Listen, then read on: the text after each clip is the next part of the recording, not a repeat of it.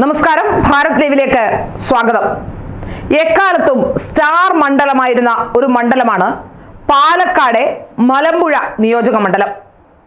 മലമ്പുഴ നിയോജക മണ്ഡലത്തിന്റെ പ്രത്യേകത എന്താണെന്ന് ചോദിച്ചാൽ, ഇ.കെ. നയനാരെ 2 വട്ടവും, വി.എസ്. അച്യുതാനന്ദനെ 3 വട്ടവും, ശിവദാസ മേനോനെ 3 വട്ടവും നിയമസഭയിലേക്ക് കൊണ്ടുവന്ന, നിയമസഭയിലെത്തിച്ച മണ്ഡലമാണ്.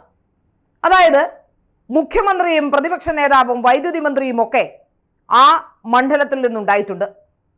പക്ഷേ കഴിഞ്ഞ മണ്ഡലം രൂപീകൃതമായ ശേഷം ഇന്ന് വരെ CPM അല്ലാതെ, CPMന്റെ ചെങ്കോട്ട എന്ന് പറയാവുന്ന CPM അല്ലാതെ ആരും വിജയിക്കാത്ത മണ്ഡലം. പക്ഷെ ആ മണ്ഡലത്തിന്റെ യഥാർത്ഥ ചിത്രം പോയി കണ്ടാൽ എന്താണ് അവിടുത്തെ അവസ്ഥ എന്ന് നമുക്ക് മനസ്സിലാക്കാൻ സാധിക്കും. കേരളത്തിൽ വികസനം തൊട്ടു തീണ്ടിയിട്ടില്ലാത്ത ഒരേ ഒരു മണ്ഡലം ഒരുപക്ഷെ മലമ്പുഴയാകും. മലമ്പുഴ ഇപ്പോഴാണ്, മലമ്പുഴയിലെ കുടിവെള്ള പ്രശ്നമൊക്കെ ഒന്ന് പരിഹരിക്കാനുള്ള സാധ്യതകൾ ഉണ്ടാകുന്നത് നരേന്ദ്രമോദി സർക്കാർ ഉണ്ടായതിനു ശേഷം കേന്ദ്ര പദ്ധതിയായ അമൃത് പദ്ധതിയിൽ ഉൾപ്പെടുത്തി ജലം അവിടെ എത്തിച്ചപ്പോഴാണ്. അതുപോലെ ഗ്യാസ് കണക്ഷൻ നൽകിയപ്പോഴാണ്. ഒരു വികസനവും, കഞ്ചിക്കോട് ഇൻഡസ്ട്രിയൽ ഏരിയയുണ്ട്, അങ്ങനെ വളരെ പ്രധാനപ്പെട്ട തന്ത്രപ്രധാനമായ സ്ഥലങ്ങളുള്ള വളരെ പ്രധാനപ്പെട്ട ഇൻഡസ്ട്രിയൽ ഏരിയയായ സ്ഥലം പോലും വികസിച്ചിട്ടില്ല എന്ന് നമുക്ക് മനസ്സിലാക്കാൻ സാധിക്കും. ഞാനൊരു 3-4 വർഷക്കാലം ജോലി ചെയ്ത സ്ഥലമാണ് പാലക്കാട്. അതുകൊണ്ട് തന്നെ മലമ്പുഴ എനിക്ക് നന്നായി അറിയാം. മലമ്പുഴയിൽ ഇപ്പോഴും നല്ല റോഡുകളോ നല്ല ഗതാഗത സൗകര്യമോ അല്ലെങ്കിൽ ഒന്നും തന്നെ ഇല്ലാത്തൊരു മണ്ഡലം. ഇടതുപക്ഷം എങ്ങനെയാണ്, അതായത് പശ്ചിമ ബംഗാളിലെ പോലെ തന്നെ അല്ലെങ്കിൽ ത്രിപുരയിലെ പോലെ തന്നെ വികസനം ഒട്ടും തിരിഞ്ഞു നോക്കാൻ കഴിയാത്ത, വികസനം ഒട്ടുമില്ലാത്ത ഒരു മണ്ഡലം ഉണ്ടെങ്കിൽ അത് കേരളത്തിൽ ഈ പറയപ്പെടുന്ന മലമ്പുഴ മാത്രമാണ്. എന്നാൽ മലമ്പുഴയിൽ VS കഴിഞ്ഞു. VS വന്ന ശേഷം VSന്റെ വിശ്വസ്തൻ കളത്തിലിറങ്ങി പ്രഭാകരൻ. കഴിഞ്ഞ തവണ പ്രഭാകരനായിരുന്നു വിജയിച്ചത്. കഴിഞ്ഞ 2 തവണയും പ്രഭാകരൻ വിജയിച്ചു. ഇത്തവണയും പ്രഭാകരൻ തന്നെയാണ് വീണ്ടും മത്സരരംഗത്തുള്ളത്.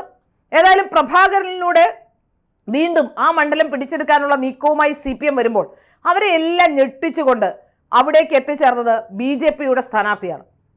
1996 5000 വോട്ടുണ്ടായിരുന്ന മണ്ഡലത്തിൽ ഇപ്പോൾ 50,000-ലേറെ വോട്ട് കഴിഞ്ഞ തെരഞ്ഞെടുപ്പിൽ BJPക്ക് ലഭിച്ചു കഴിഞ്ഞു.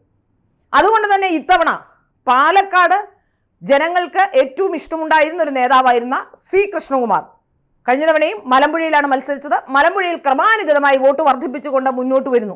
അപ്പോൾ തീർച്ചയായും അവിടെ മത്സരിക്കാൻ ഏറ്റവും സാധ്യത കൽപ്പിക്കപ്പെടുന്ന അല്ലെങ്കിൽ വിജയിക്കാൻ സാധ്യതയുള്ള ഒരാളെന്ന രീതിയിൽ അവിടെ C. കൃഷ്ണകുമാറിനെയാണ് BJP അവതരിപ്പിച്ചിട്ടുള്ളത്.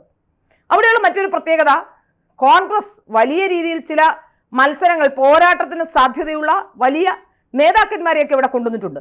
നമുക്കറിയാം, നല്ലൊരു നേതാവായിരുന്ന സതീശൻ പാച്ചേനി, അദ്ദേഹം ഇന്ന് ജീവിച്ചിരിപ്പില്ല.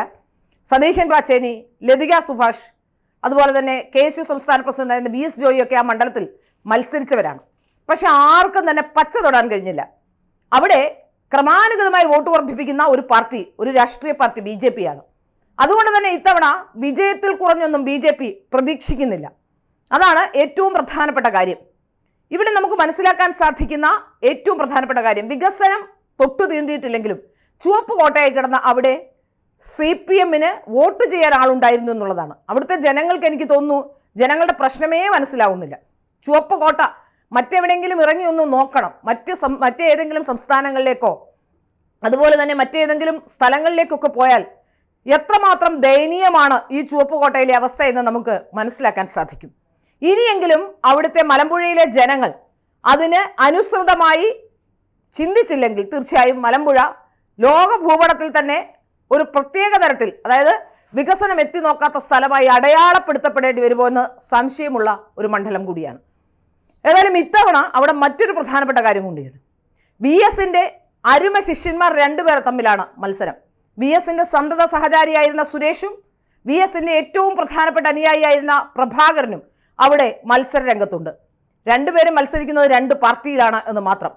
VSന്റെ നിഴലായി നടന്ന് പാർട്ടി പുറത്താക്കി, ഒരർത്ഥത്തിൽ പുറത്താക്കി എന്ന് തന്നെ പറയേണ്ടിയിരിക്കുന്നു, പാർട്ടി പുറത്താക്കി ആട്ടി ഓടിച്ച സുരേഷാണ് അവിടെ കോൺഗ്രസ് സ്ഥാനാർത്ഥിയായി കളത്തിലിറങ്ങുന്നത്.